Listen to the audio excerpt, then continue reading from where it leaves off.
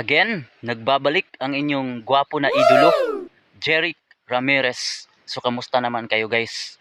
So, ngayon guys, samahan nyo ako sa aking mini adventure vlog. Hahanapin po natin ang tinatawag na honeycomb o pukyutan, bahay ng pukyutan guys. Alam natin na ang pukyutan guys ay sobrang sarap ng pulot nito. Ito ay napakasarap na vitamins. Hindi lang to vitamins na basta-basta, kundi napakasarap pa nito guys. So, samahan nyo ako guys. So, ito, papakita ko sa inyo ang daan. Yan, medyo mahirap po talaga. Kaya, tara guys. Po guys, pababa na po tayo. So, ang hirap po talaga ng daan. Nakatakot talaga to guys. So, actually, first time kong pumunta dito guys.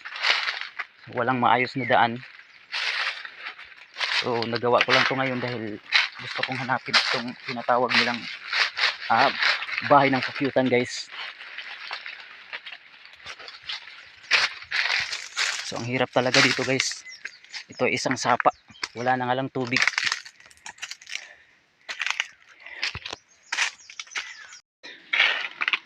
Dito ako dadaan guys.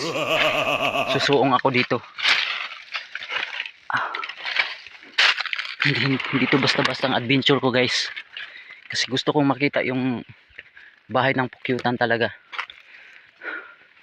Mag-isa lang po akong pumunta dito guys. Kaya sana samahan nyo ako guys. Hirap ng daan. Hirap talaga guys. Pagpatuloy lang natin to.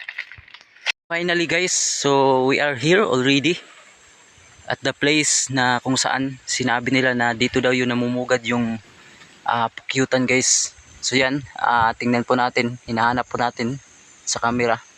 So wala po tayong makikita guys, at nakikita po natin dito ay sinunog yung paligid nito.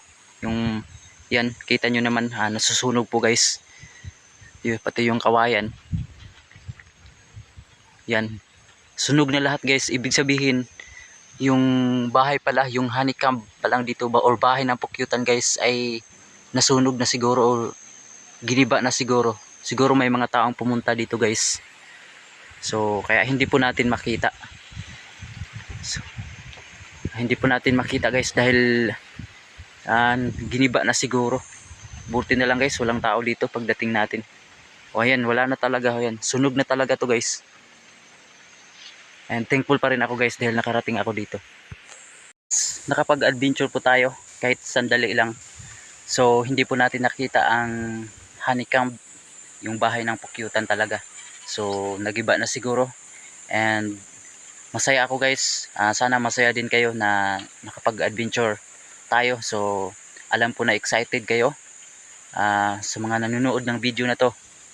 Guys, asahan nyo na may mga videos pa akong i-upload sa inyo na makakapag-inspired sa inyo. Suportahan nyo lang patuloy ang aking mga vlog.